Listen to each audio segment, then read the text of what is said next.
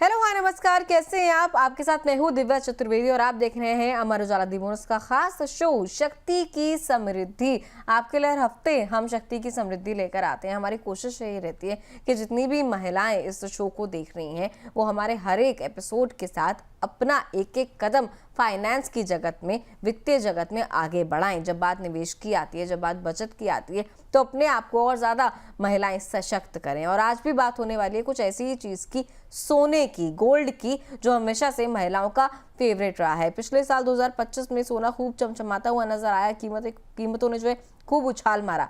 लेकिन आने वाले साल में, अब 2026 में सोना कहां तक पहुंच सकता है, आप उसमें किस तरीके से निवेश की रणनीति बना सकती हैं, इस पर चर्चा होगी। और देखिए, कोई शक की बात नहीं है, दादी की चूड़ियां हो, शादी के गहने हो, त्योहारों पर खरीदे गए सोने के सिक्के हो, भारत में सोना सिर्फ संपत्ति नहीं है, एक भरोसा है, ट्रस्ट है, विश्वास है।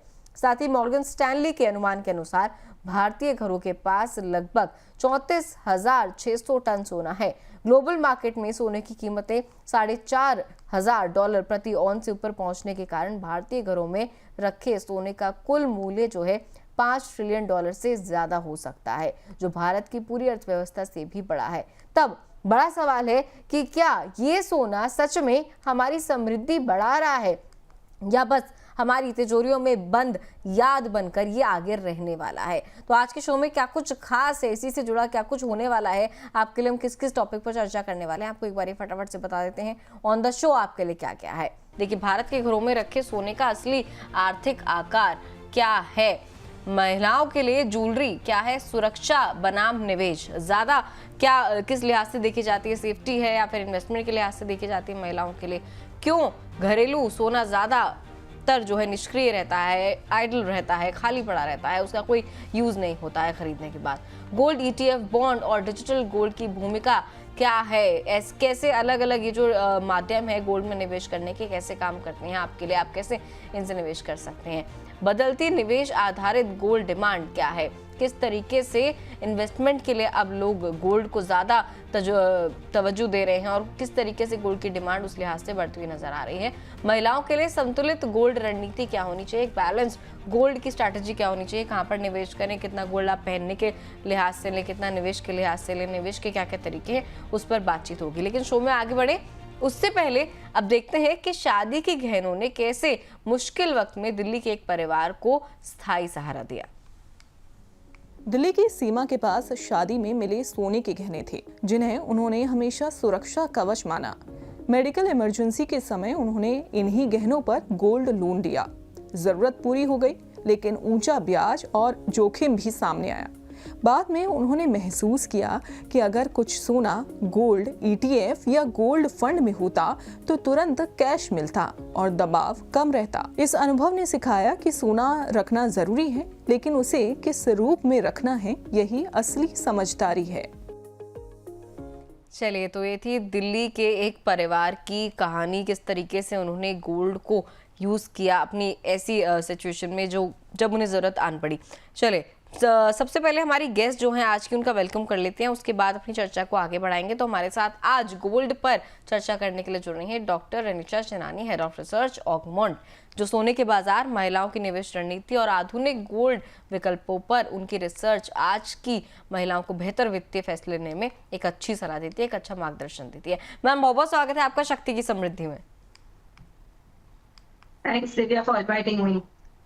Thank you, ma'am, for taking out your time and coming to the show. सबसे पहले आपको एक बार ऑडियंस को दिखा दें कि ज्वेलरी के लिए गोल्ड की खपत किस तरीके से रही है, साल दर साल किस तरीके से बढ़ती हुई घटती हुई नजर आई है। 2021 में देखिए, ज्वेलरी के लिए गोल्ड की खपत 610 टन सोना ज्वेलरी के लिए इस्तेमाल किया गया था। 2022 में जो आंकड़ा है 601 टन हुआ, थोड़ी सी कमी इसमें नजर आई। 2023 देखें, थोड़ा सा और कम होता हुआ नजर आया, 575 टन पर आ गया। 2024 में देखें 563 टन पर ही आता हुआ नजर आया। देखिए, धीरे धीरे कम होता हुआ नजर आ रहा है। 2025 सितंबर तक का जो डेटा है उसके हिसाब से 278 टन सोना गोल्ड ज्वेलरी के लिए जो है यूज हुआ है। मैम, जब सोने की कीमतें रिकॉर्ड स्तर पर है, ऐसे समय में महिलाओं के लिए ज्वेलरी खरीदना क्या निवेश के लिहाज से सही माना जा सकता है? क्योंकि जो हमने डेटा भी देखा, लगातार ज्वेलरी के लिए सोने की जो खपत है कम ही होती हुई नजर आ रही है। ये दिव्या, जिस तरह से गोल्ड ने रिटर्न्स दिए हैं पिछले 3-4 सालों में, it has been very phenomenal. और 2025 तो एक बहुत ही जबरदस्त साल रहा, जहाँ पे हमने गोल्ड की प्राइसेस को 75 to 80% बढ़ते हुए देखा। एंड जैसे आपने कहा कि जो ओवरऑल हमारी होल्डिंग्स है गोल्ड की, हाउस होल्ड की होल्डिंग्स जो है वो लगातार बढ़ रही है।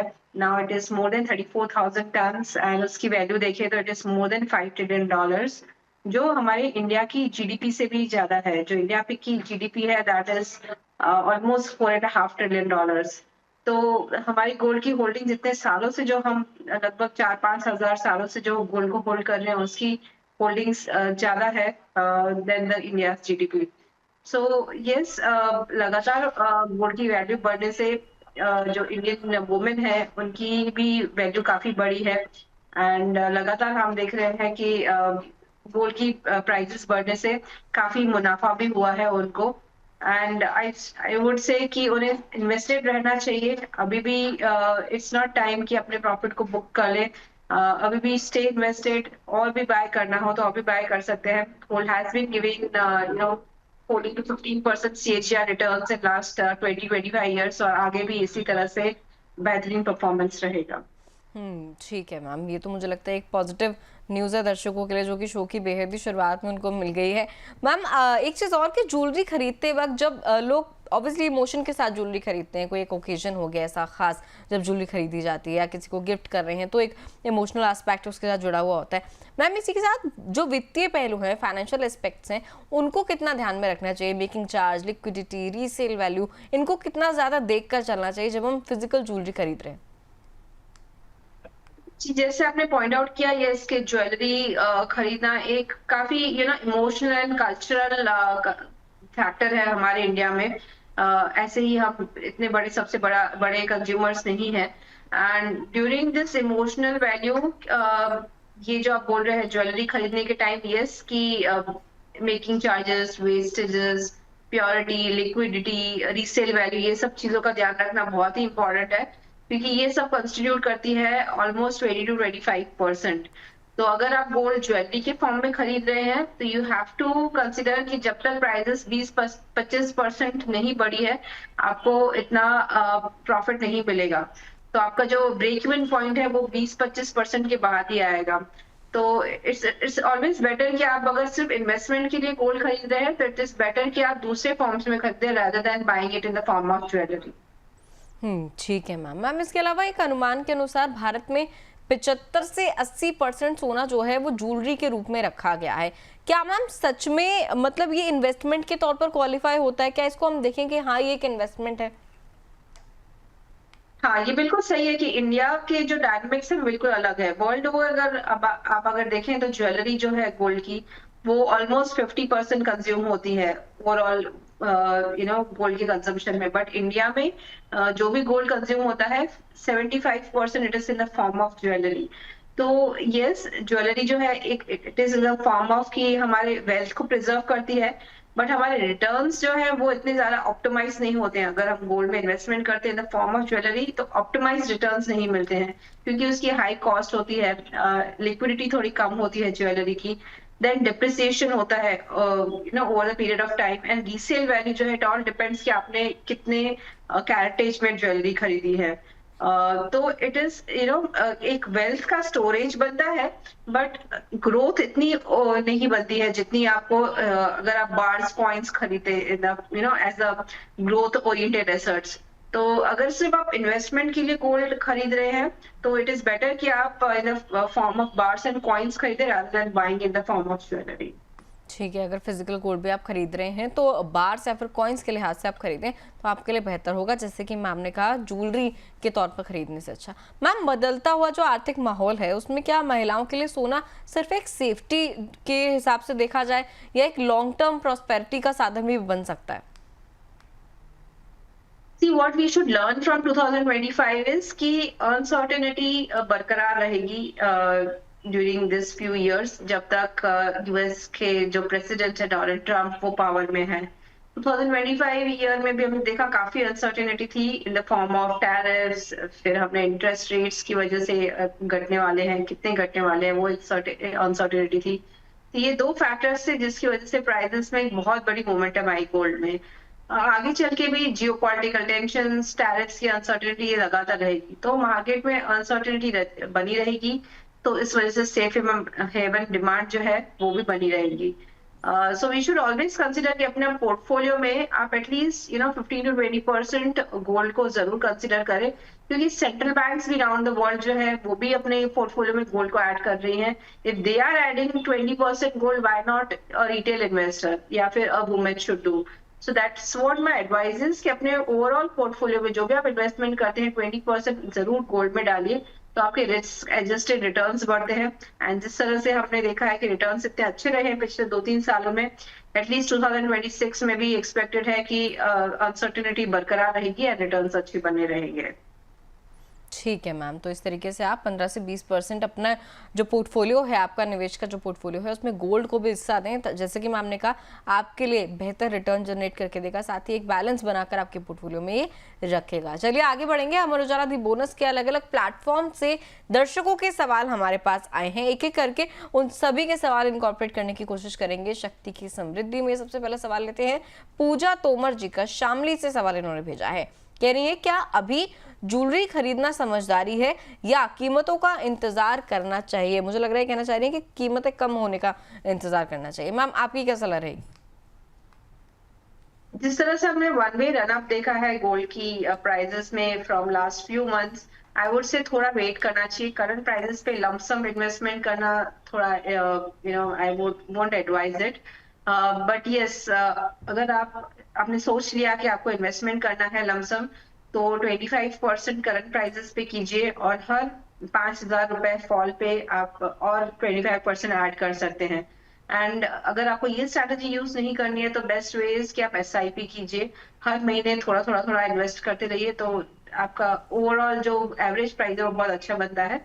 And I would definitely advise कि वुमेन को रादर देन बाइंग ज्वेलरी, आप जरूर ज्वेलरी खरीदे ऑस्पिशियस डेज पर, बट यस थोड़ा डिजिटल फॉर्म में भी गोल्ड में इन्वेस्टमेंट करना स्टार्ट कीजिए इन द फॉर्म ऑफ ETF और डिजिटल गोल्ड, जहाँ पे आपको जो इन्वेस्ट करेंगे आपको रिटर्न्स अच्छे मिलेंगे, क्योंकि प्राइस एप्रिसिएशन जो डिजिटल फॉर्म में मिलता है वो ज्वेलरी फॉर्म में इतना नहीं मिलता। ठीक है मैम, चलिए आगे बढ़ते हैं। नेहा चौहान जी के सवाल पर चलते हैं। इंदौर से इन्होंने सवाल भेजा है, कह रही है बच्चों के भविष्य के लिए सोना किस रूप में रखना बेहतर है? मैम अगर इनके बच्चे छोटे हैं और उनके फ्यूचर के हिसाब से गोल्ड प्रिजर्व करना चाहती हैं, तो मैम किस तरीके से रख सकती हैं? यस, बहुत अच्छा सवाल है, क्योंकि हम सब यही सोचते हैं कि हमारे बच्चों के फ्यूचर के लिए, उनके एजुकेशन के लिए या फिर उनकी शादियों के लिए हमारे पास इनफ अमाउंट ऑफ मनी हो या गोल्ड हो जो आगे चल के हम रिडीम कर पाए और यूज कर पाए। So I would say the best form is to buy the form of ETF। हर महीने आप इन्वेस्टमेंट स्टार्ट कर दीजिए, थोड़ा थोड़ा जो भी आप सेविंग्स कर पाए। You can start with as low as 500 rupees, 500, 1000, 2000, 3000, जो भी आपकी सेविंग्स है, हर महीने थोड़ा थोड़ा SIP करते रहिए। तो अगर थोड़े सालों के बाद आप देखेंगे तो आपका जो एवरेज प्राइस है वो बहुत लो रहेगी, एंड आगे चल के आपको जब प्राइस एप्रिसिएशन मिलेगा वो बहुत ही अच्छा मिलेगा। तो ये एक डिसिप्लिन फॉलो कीजिए, ग्रेजुअली SIP बेस्ड इन्वेस्टमेंट करने से आपके रिटर्न्स काफी अच्छे बनते हैं। सो आप SIP ETFs में कर सकते हैं या फिर डिजिटल गोल्ड में भी कर सकते हैं। जैसे ऑगमॉन्ट भी है एक डिजिटल गोल्ड का प्लेटफॉर्म है जहाँ पे आप SIP कर सकते हैं, और आप रिडीम करना हो तो गोल्ड के फॉर्म में आपको बार्स एंड कॉइन्स मिलेंगे। तो that is the best way you can stay invested in gold. ठीक है मैम। इसके अलावा एक सवाल है, मुझे लग रहा है थोड़ा इंटरेस्टिंग सवाल लग रहा है। रचना कालरा जी का अंबाला से इन्होंने सवाल भेजा है, कह रही है पुराने गहने बेचकर निवेश विकल्पों में जाना सही रहेगा या नहीं? मैम जैसे आजकल ये बात होने लगी है कि डिजिटल बहुत सारे तरीके हैं, गोल्ड ETF है, फंड है, डिजिटल गोल्ड भी है, जिनमें आप गोल्ड में निवेश कर सकते हैं और आपको फिजिकल गोल्ड खरीदने की जरूरत नहीं है। लेकिन ना जो लोगों के पास पुराने गहने रखे हैं, पहले से सोना रखा हुआ है, क्या अगर वो डिजिटली स्टेप लेना चाहते हैं निवेश के लिहाज से गोल्ड में, तो क्या उस गोल्ड का क्या करें जो पहले से उनके पास रखा है उसे बेच दें, रखे रखें, क्या करना चाहिए उन्हें? आपका जो पुराना गोल्ड है उसको आप एग्जामिन करवाइए कि वो कितने कैरेट एज का है। अगर if it is less than 18 carat या फिर इक्वल टू 18 कैरेट, तो आई वुड से आप उसको बेच दीजिए एंड गोल्ड ETFs में इन्वेस्ट कीजिए या गोल्ड फंड्स में इन्वेस्ट कीजिए, डिजिटल गोल्ड में इन्वेस्ट कर लीजिए। अगर वो it is more than 18 carat, वो अगर 22 कैरेट का है, तो then it is well and good, you can keep on keeping it, because आगे चल के आपको उसकी रीसेल वैल्यू काफी अच्छी मिलेगी। तो आई वुड से 22 कैरेट है तो आप रख दीजिए, आगे चल के आपकी जब भी जरूरत हो तब आप उसे बेच सकते हैं, उसको आप बेचकर रीसेल करके नया गोल्ड भी खरीद सकते हैं। But yes, if it is 18 carat और लेस देन 18 कैरेट बेच के आप ETFs खरीदिए, गोल्ड फंड्स खरीदिए, डिजिटल गोल्ड खरीदिए, एंड जो आपको प्राइस एप्रिसिएशन मिलना चाहिए गोल्ड का ग्रेजुअली, वो आपको बहुत ही अच्छा मिलेगा if you are you know doing it from the digital platforms. ठीक है मैम। चलिए, रचना जी की तरह और बाकी लोगों की तरह आप भी अपने सवाल हमें भेज सकते हैं। शक्ति की समृद्धि के लिए सवाल भेजने कैसे हैं? तरीका बहुत आसान है, या तो हमारे शो के कमेंट सेक्शन में आप सवाल लिख सकते हैं, या फिर हमारे व्हाट्सएप नंबर पर जो आपको स्क्रीन पर नजर आ रहा है 9354027995, इस पर अपने सवाल शक्ति लिखकर भेज दीजिए। शक्ति लिखिए, उसके बाद अपना सवाल टाइप कीजिए और हमें इस नंबर पर व्हाट्सएप कर दीजिए, ताकि हमें आपका सवाल सीधा शक्ति की समृद्धि के लिए मिल सके। चले अब आगे बढ़ेंगे और चलेंगे हमारी सहयोगी अंजलि के पास, जो गोल्ड से जुड़ी बड़ी काम की सलाह हम सब लोगों के लिए लेकर आई हैं। बहुत शुक्रिया दिव्या। और देखिए, गोल्ड जो होता है वो महिलाएं उससे काफ़ी ज़्यादा रिलेट करती हैं और कनेक्ट भी करती हैं, इसलिए कहा यह जाता है कि जो गोल्ड है वो महिलाओं को इमोशनली काफ़ी ज़्यादा वो कनेक्ट करती हैं गोल्ड से। लेकिन समझदारी इसी में है कि आप जो इन्वेस्टमेंट कर रही हैं वो पूरी तरह से ज्वेलरी में ना करें, और लेकिन कैसे इन्वेस्टमेंट करनी है वो हम आपको बता देते हैं। एक एक करके कुछ पॉइंटर्स भी देखिए हम आपके लिए लेकर आए हैं।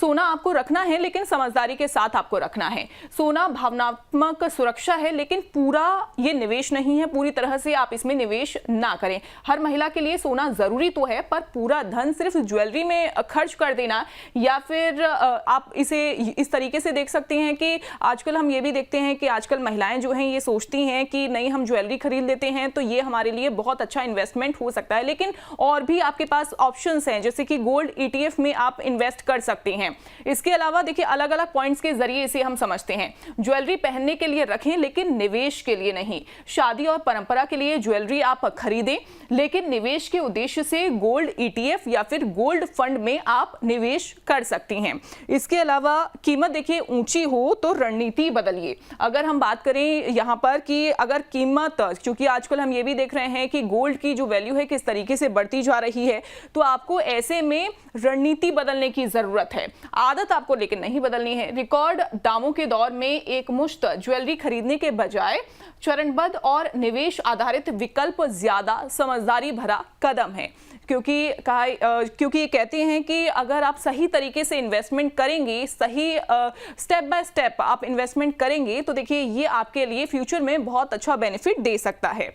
डिजिटल और पेपर गोल्ड देता है लचीलापन। गोल्ड ETF फंड और डिजिटल गोल्ड में लिक्विडिटी ज्यादा है और जरूरत पड़ने पर तुरंत कैश में इसे बदला भी जा सकता है, तो ये भी एक बड़ा और अच्छा ऑप्शन आपके लिए हो सकता है।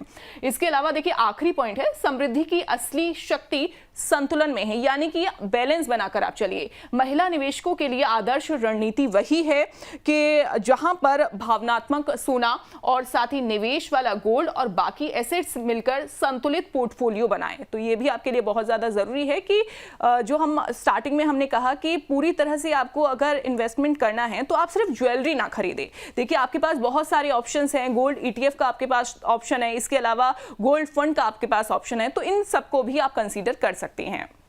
ठीक है, बहुत बहुत शुक्रिया अंजलि। आपने बहुत ही बेहतरीन तरीके से बताया किस तरीके से आपकी एक स्ट्रैटेजी जो है बदलनी चाहिए। अब जब आप सोने को देखती हैं, गोल्ड को देखती हैं, तो किस तरीके से स्ट्रैटेजी बदलनी चाहिए, लेकिन आदत नहीं। और ये सवाल लेके मैं मैम के पास भी चलना चाहूंगी, रनिशा मैम के पास। मैम, जिस तरीके से अंजलि ने समझाया अभी कि गोल्ड में इन्वेस्टमेंट तो करनी है, स्ट्रैटेजी अपनी बदलनी है बढ़ती कीमतों के साथ, लेकिन अपनी आदत नहीं बदलनी है। मैम, ये स्ट्रैटेजी बदलनी किस तरीके से है? अब आने वाले साल में 2026 चल रहा है, शुरुआत हुई 2026 की, किस तरीके से अब गोल्ड में इन्वेस्टमेंट की स्ट्रैटेजी होनी चाहिए किसी भी महिला की? जबकि हमने देखा कि पिछले ही साल गोल्ड ने बहुत ही शानदार रिटर्न दिए हैं, बहुत ही एक्स्ट्रा ऑर्डिनरी रिटर्न देता हुआ नजर आया। तो अब इस साल में क्या सीख होनी चाहिए?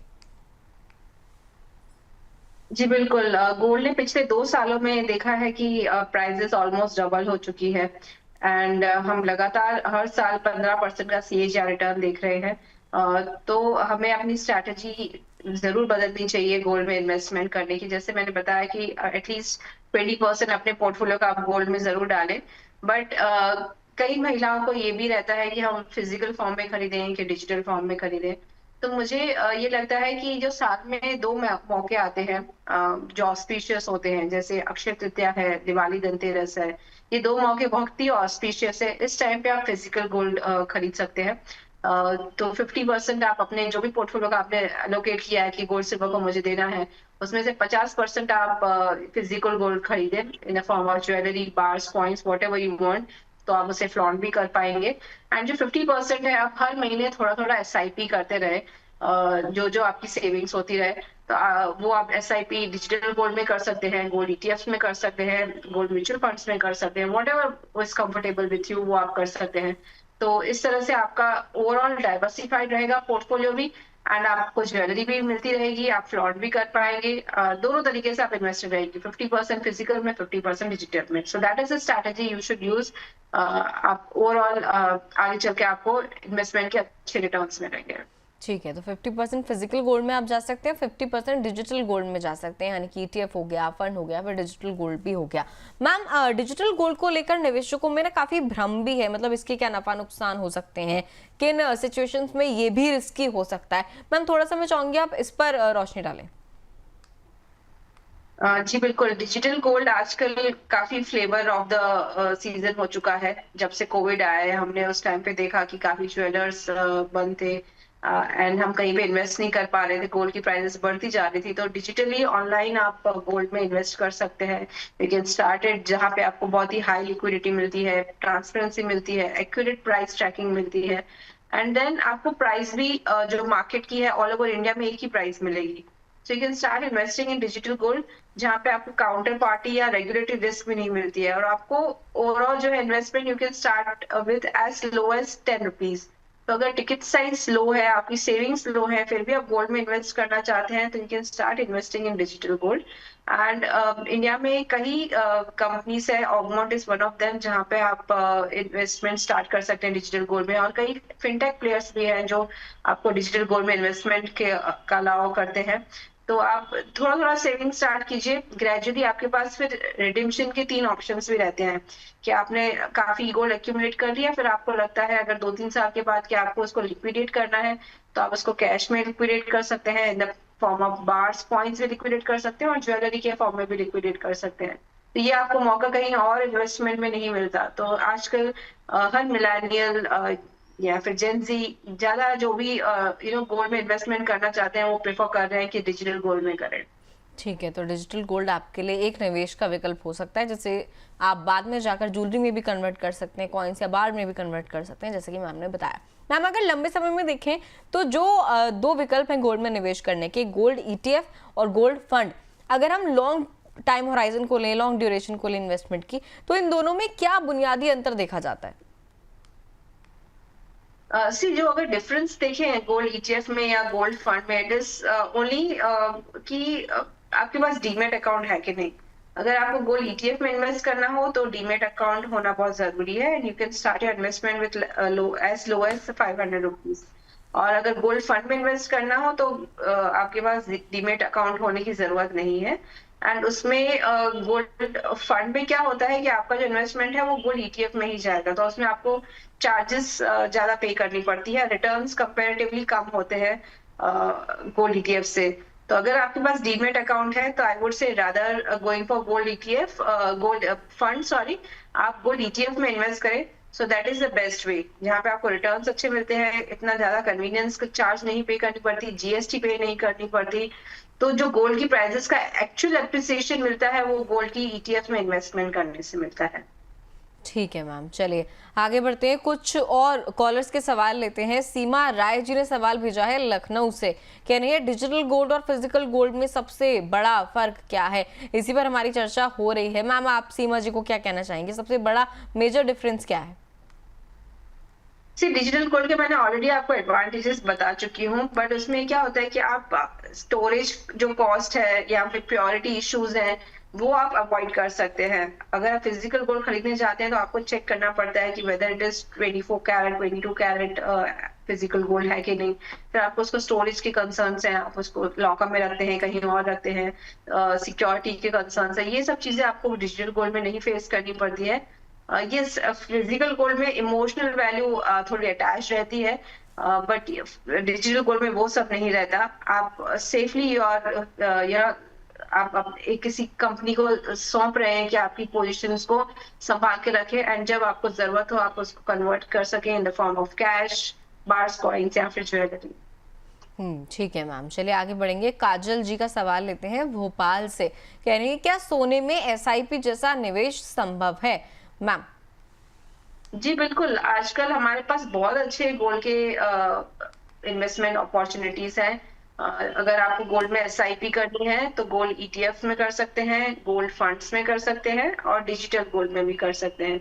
ये तीनों ऑप्शंस में आप गोल्ड में एसआईपी कर सकते हैं। इवन फिजिकल गोल्ड में भी आपके पास ज्वेलर्स जो है कई ऑप्शंस ऐसे चलाते हैं, कई ऐसे स्कीम्स चलाते हैं जहाँ पे वो हर महीने आप थोड़ा थोड़ा इन्वेस्ट करते रहिए, तो आपको वहां पे भी कई गोल्ड डिपॉजिट स्कीम्स चलती है। तो ये चारों जगह पे आप कहीं पे भी आप एसआईपी कर सकते हैं। ठीक है मैम, ये चारों ऑप्शन आपके लिए अवेलेबल है अगर आप एसआईपी के थ्रू गोल्ड में निवेश करना चाहते हैं। एक और सवाल है अनीता शुक्ला जी का सूरत से। मुझे लग रहा है काफी जरूरी सवाल है। कह रही है सोवरेन गोल्ड बॉन्ड लोकप्रिय क्यों नहीं हो पाए? मैम, जब सोवरेन गोल्ड बॉन्ड आए और जब तक वो रहे अवेलेबल निवेशकों के लिए, क्यों इतनी ज्यादा पॉपुलैरिटी उनकी नहीं बढ़ पाई कि वो सबके कानों तक पहुंच पाए? किस तरीके का कुछ है निवेश का विकल्प आया है जो आपको गोल्ड में निवेश करा सकता है और फिर आप आगे जाके एक अच्छा रिटर्न, एक अच्छा लुत्फ उठा सकते हैं इसका? जी बिल्कुल, गोल्ड के जो सॉवरेन बॉन्ड स्टार्ट हुए थे वो 2015 नवंबर में स्टार्ट हुए थे, and it went on for at least 8-9 years. But जब एक्चुअल रिडेम्पशन हुआ, जो गोल्ड में lock in sovereign gold bonds में जो एक्चुअल लॉक इन पीरियड है वो 8 साल का रहता है। बट जब एक्चुअली 8 साल पूरे हुए तो गवर्नमेंट ने देखा कि उनकी वैल्यू गोल्ड की काफी बढ़ चुकी है और इतना ज्यादा वो पे नहीं कर पाएंगी, इन्होंने इसलिए एक्चुअली उसे न्यू इश्यूज लाना बंद कर दिया। तो पिछले 8-10 सालों से जिन्होंने भी गोल्ड सॉवरेन बॉन्ड्स में इन्वेस्ट किया है उनको बहुत ही अच्छे रिटर्न्स मिले हैं। इनफैक्ट इंटरेस्ट भी मिला है 2.5% हर साल, तो बहुत अच्छे रिटर्न्स मिले हैं। बट इतने पॉपुलर इसलिए नहीं हो पाए क्योंकि उसमें थोड़े बहुत लिक्विडिटी के इश्यूज थे। अगर आपको बेचना हो लेस देन 8 इयर्स तो आपको एक लिक्विडिटी के इश्यूज थे, तो सेकेंडरी मार्केट में आपको कम प्राइस में बिक रहा था, एंड सेकेंडरी उसका लॉक इन पीरियड काफी बड़ा था, 8 साल का। अगर आपको टैक्स का एक्सेम्पशन चाहिए तो 8 साल के लिए आपको होल्ड करना पड़ेगा, तो काफी लोग रेडी नहीं थे तो फुल्ली टैक्स एग्जेम्प्ट करने के लिए, तो इस वजह से शायद पॉपुलर नहीं हो पाए। बट जिसने खरीदा है, लॉन्ग टर्म के लिए इन्वेस्ट किया है, उनके लिए बहुत ही फायदेमंद रहा है। हमने देखा कि मोर देन 100 टन्स का AUM बना था सॉवरेन गोल्ड बॉन्ड्स में, एंड ग्रेजुअली बहुत ही अच्छे रिटर्न्स बनाए। गोल्ड का प्राइस एप्रिसिएशन तो मिला ही, साथ में जो 2.5% का एवरी ईयर इंटरेस्ट मिला, इससे हमारे और भी रिटर्न्स अच्छे बन गए। तो यस, इंटरेस्ट बेनिफिट्स की वजह से काफी अच्छे रिटर्न भी बने हैं। बट अगर ये फिर से स्टार्ट होते हैं sovereign gold bonds, I would से कि बहुत अच्छी अपॉर्चुनिटी रहेगी। जिन्होंने नहीं इन्वेस्ट किया उन्हें भी इन्वेस्ट करना चाहिए इनफैक्ट। ठीक है, तो ये वजह रही कि किस वजह से सोवरेन गोल्ड बॉन्ड जो है पॉपुलर नहीं हो पाया। जैसे कि मैं हमने पहले कह दिया कि अगर दोबारा आपके लिए अवेलेबल आता है ऐसा कोई ऑप्शन तो फिर आपको इसमें निवेश जरूर करना चाहिए। मैम, एक सवाल ये रहेगा मेरा कि जो घर में सोना आइडल पड़ा हुआ है, मतलब जिसका कोई यूज नहीं हो रहा है, जो हमारी माताओं के पास या फिर उनको भी मिली हुई जो पुरानी ज्वेलरी है, सोने की चूड़ियां हो गई, हार हो गए, अंगूठियां हो गई, उसको मैम किस तरीके से धीरे धीरे एक एक्टिव और प्रोडक्टिव एसेट में कन्वर्ट किया जा सकता है? अपना पुराना सोना अगर हमें यूज करना है तो उसके लिए 2 ऑप्शंस हैं। हमारे पास गोल्ड मोनेटाइजेशन स्कीम है इंडिया में, जहाँ पे हम पुराने सोने को एक तरह से प्लेज कर सकते हैं और उसकी जो भी अमाउंट है वो हमको मिल सकती है। या फिर उसका हम गोल्ड लोन्स ले सकते हैं। अगर हमें बहुत ही कम इंटरेस्ट रेट में अगर लोन लेनी है तो gold loan is a best option, जहाँ पे 6-7% में भी आपको गोल्ड की लोन मिल जाती है। तो पुराना सोना आप इस तरह से यूज कर सकते हैं। आपका कुछ इमरजेंसी है या आपको जरूरत है कैश की, नया बिजनेस है, मेडिकल इमरजेंसीज है, एजुकेशन की वजह से आपको पैसों की जरूरत है, कुछ भी इमरजेंसी है पैसों की, आप पुराना गोल्ड आप यूज कीजिए, उसका गोल्ड लोन लीजिए, तो बहुत ही अच्छे आपको इंटरेस्ट रेट, कम इंटरेस्ट रेट पे आपको पैसे मिलते हैं। या फिर अब दूसरा ऑप्शन है कि आप गोल्ड मोनेटाइजेशन स्कीम में पुराना गोल्ड प्लेज कर दीजिए, तो आपको वहां पे भी बहुत अच्छे पैसे मिलेंगे। तो इस तरह से आप रोटेट कर रहे हैं गोल्ड को इकोनॉमी में, और पुराने गोल्ड को यूज कर रहे हैं, आपकी फाइनेंशियल यूज नीड्स को भी पूरा कर रहे हैं। ठीक है मैम, वैसे आप क्या देख रही हैं इस साल के अंत तक? अगर हम देखें 2026 की अभी शुरुआत हुई है, जनवरी का ही महीना है, 2026 के अंत तक आप किस तरीके से देख रही हैं गोल्ड का क्या आउटलुक हो सकता है, कहां तक कीमतें जा सकती हैं? 2025 में गोल्ड ऑलमोस्ट 75% बढ़ा है, तो अभी ये सबसे बड़ा क्वेश्चन मार्क है कि क्या 2026 में ऐसे रिटर्न्स मिलेंगे। आई वुड से इतने ज्यादा रिटर्न्स नहीं मिलेंगे, but yes I am expecting यहाँ से 20 to 25% रिटर्न्स तो एक्सपेक्टेड है ही गोल्ड में। जिस तरह से जियोपॉलिटिकल अनसर्टेनिटी बनी हुई है, टैरिफ्स के अभी भी कंसर्न है। राउंड ओवर आप वर्ल्ड में देखिए कि जैसे यूएस वेनेजुएला के प्रॉब्लम्स है, रशिया यूक्रेन के प्रॉब्लम्स है, पॉलिटिकल कंसर्न्स है, इंटरेस्ट रेट्स घट रहे हैं सब जगह से, यूएस में डेट के इश्यूज है। ये सारे कंसर्न्स देखते हुए लगता है कि अभी भी यहाँ से 20-25% गोल्ड की प्राइसेस बढ़ सकती है। जो करंट प्राइसेस है $4,500 और इंडियन मार्केट में लगभग 1,40,000, यहाँ से मैं प्राइस को 20% तो एटलीस्ट बढ़ते हुए देख रही हूँ। तो मेरा नेक्स्ट टारगेट फॉर 2026 जो है वो $5,000 एंड $5,500 है, जो इंडियन करेंसी में देखा जाए तो ऑलमोस्ट 1,50,000 से 1,65,000, ये दो टारगेट्स मुझे लग रहे हैं इस साल आ सकते हैं। तो अगर आप गोल्ड में इन्वेस्टमेंट करना चाहते हैं तो थोड़ा लॉन्ग टर्म सोचिए, शॉर्ट टर्म में 2-3 महीने या 6 महीने का मत सोचिए। 1 साल, 2 साल, 3 साल का लंबा नजरिया रखे तो बहुत ही अच्छे आपके रिटर्न्स बनेंगे। ठीक है मैम। मैम वैसे अगर आज कोई महिला शुरुआत करती है सोने में, तो एकदम सेफ स्ट्रैटेजी किस तरीके से लेके चले? डिजिटल 50% और फिजिकल 50% जो आपने अभी सुझाई थी, क्या वही स्ट्रैटेजी उसकी होनी चाहिए? Yes, I would definitely advice, अगर किसी को नए से गोल्ड में इन्वेस्टमेंट करना हो तो आप फिजिकली ज्वेलरी खरीदे या फिर बार्स कॉइन्स खरीदे जो आपकी जरूरत हो ऑन ऑस्पिशियस डेज, जैसे अक्षय तृतीया आता है अप्रैल में, एंड दिवाली धनतेरस पे आप फिजिकल गोल्ड खरीदे। एंड डिजिटली हर महीने थोड़ा थोड़ा एसआईपी करते रहे इन the form of digital gold या फिर गोल्ड ईटीएफ या गोल्ड फंड्स, जो भी आपको ठीक लगता हो। तो दोनों तरह से इन्वेस्टेड रहिए 50-50%, ग्रेजुअली आपके बहुत अच्छे रिटर्न्स बनेंगे लॉन्ग टर्म। चलिए ठीक है, बहुत बहुत शुक्रिया मैम, आज के शो में आपने समय निकाला और हमारे साथ आप जुड़ी शक्ति की समृद्धि में, और किस तरीके से 2026 में गोल्ड को लेकर महिलाओं की रणनीति होनी चाहिए, चाहे इन्वेस्टमेंट हो गया चाहे सेविंग्स हो गया, किस तरीके से सोने को वो और निखार सकती हैं जब बात उनके निवेश की आती है, आपने ये समझाया। Thank you so much ma'am, thank you so much. Thank you, thanks for inviting me. चलिए, तो देखा आपने, सोना हमारी परंपरा है, हमारी सेफ्टी है, हमारी सुरक्षा है, लेकिन समझदारी यही है कि भावनाओं को, अपने इमोशंस के साथ जो है सही वित्तीय रणनीति भी हो। इमोशंस तो है ही है, लेकिन आपकी जो फाइनेंशियल प्लानिंग है वो भी ठीक होनी चाहिए। और आज की महिला के लिए असली शक्ति वही है जहां सोने की चमक यादों के साथ साथ समृद्धि भी बढ़ाती रहे। आपको कैसा लगा शक्ति की समृद्धि का एपिसोड? कमेंट करके जरूर बताइएगा। बाकी आप अगली चर्चा किस विषय पर सुनना चाहते हैं ये भी कमेंट करके जरूर बताइएगा। बहुत बहुत धन्यवाद।